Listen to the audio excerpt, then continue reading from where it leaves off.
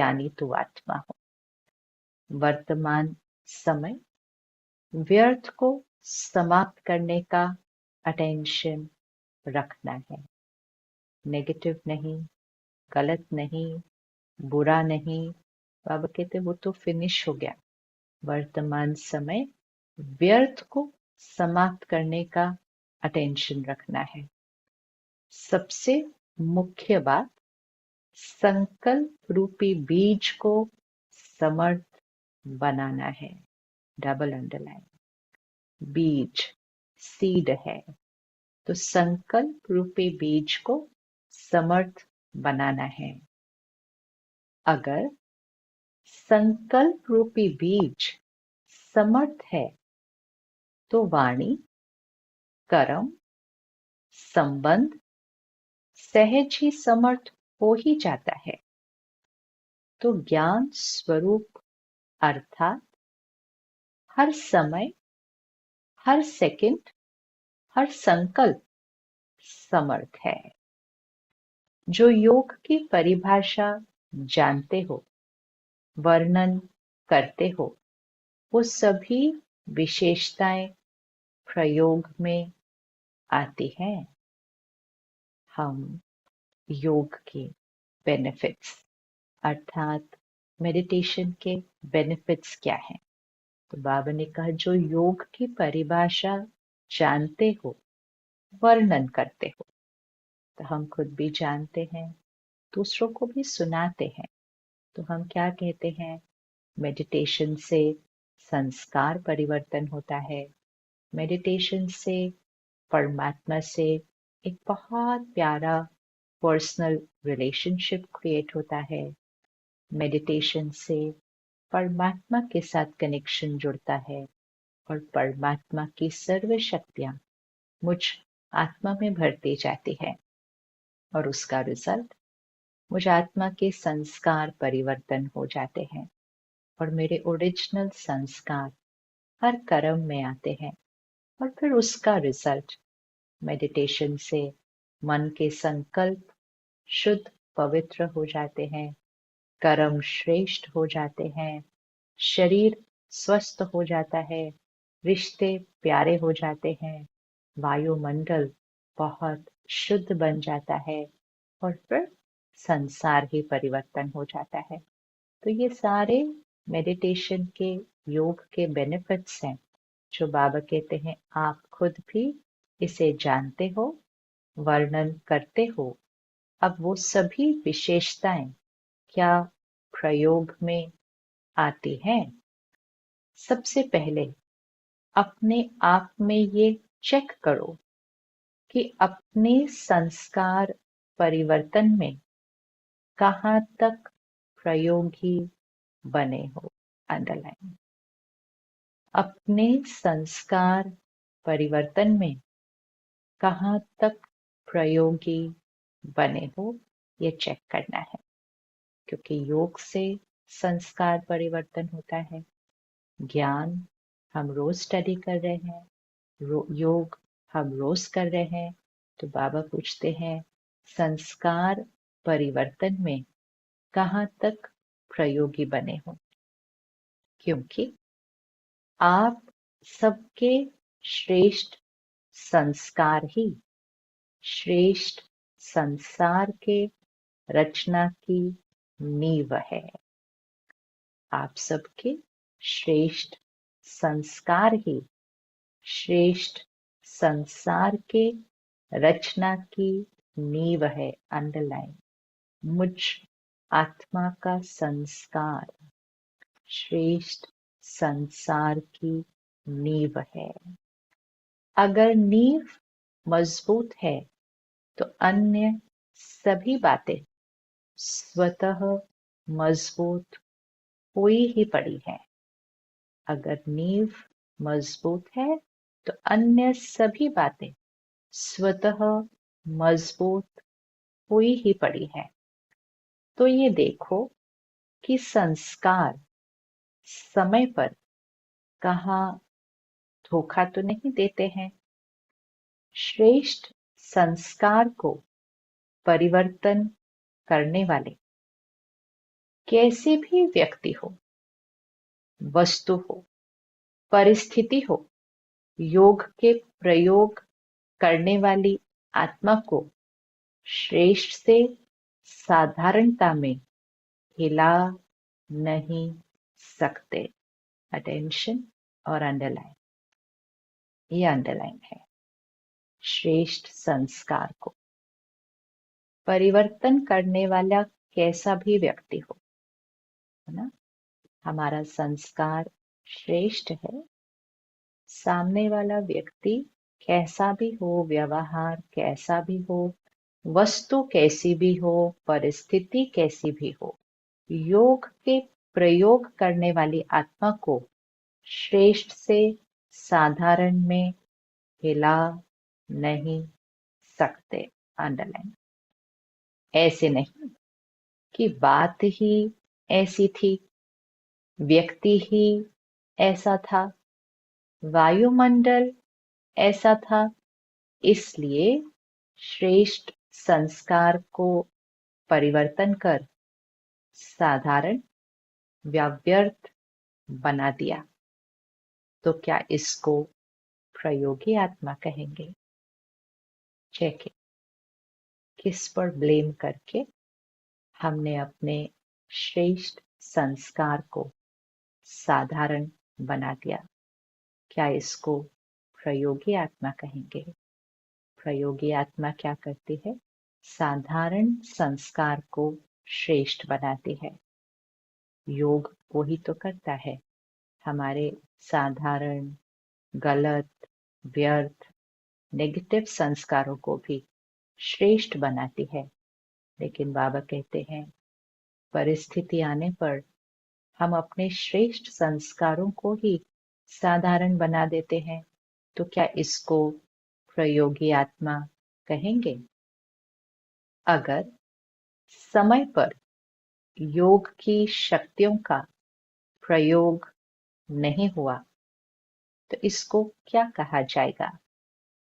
तो अगर स्व के संस्कार परिवर्तक नहीं बने हैं तो नए संसार परिवर्तक कैसे बनेंगे?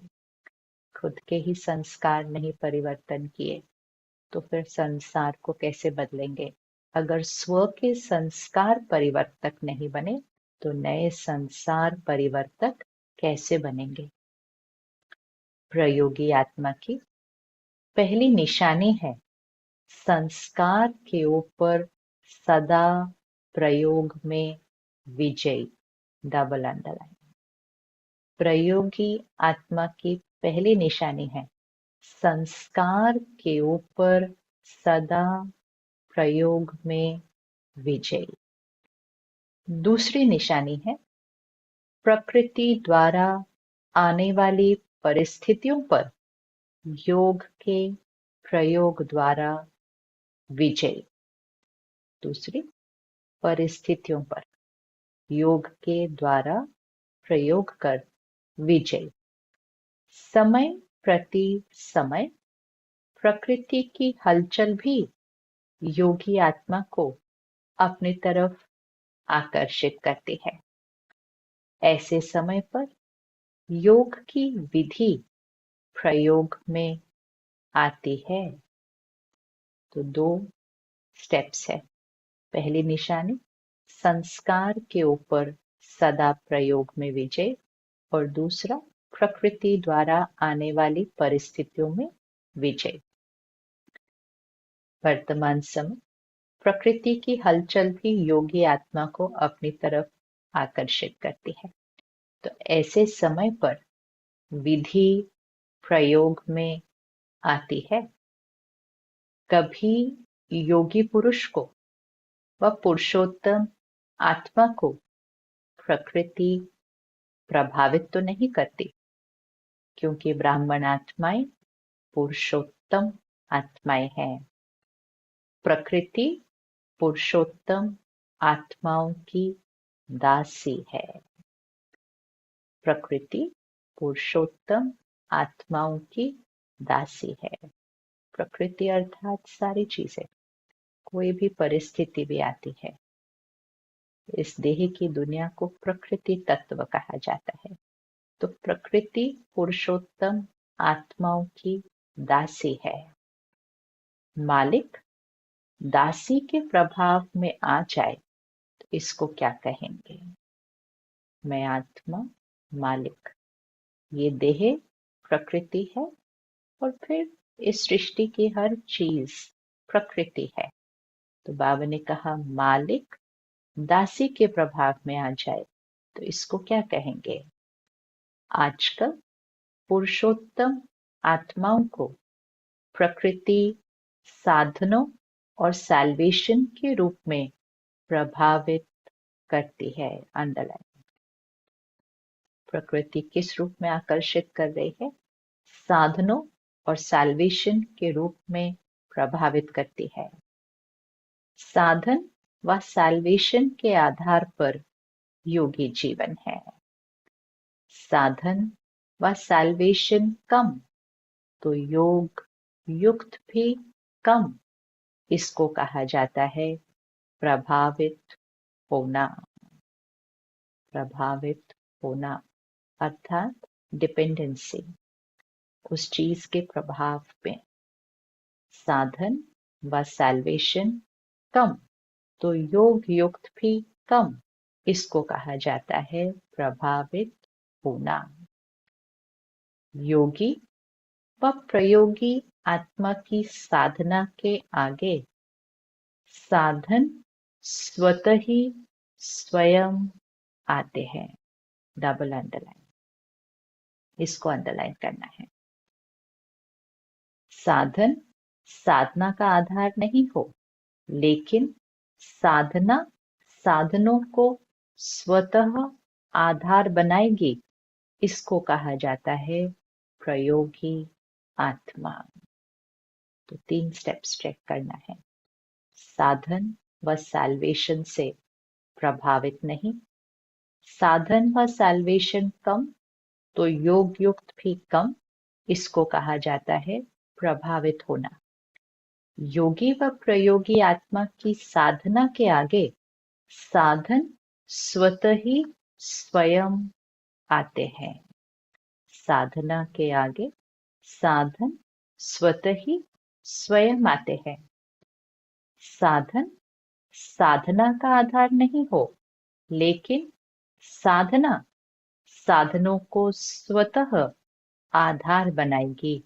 इसको कहा जाता है प्रयोगी आत्मा। तो चेक करो, संस्कार परिवर्तन विजय और प्रकृति के प्रभाव के विजय कहाँ तक बने हैं?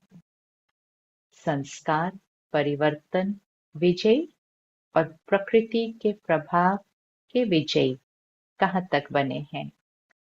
तीसरी निशानी है विकारों पर विजय। संस्कार परिवर्तन, प्रकृति के प्रभाव पर विजय और तीसरी निशानी विकारों पर विजय।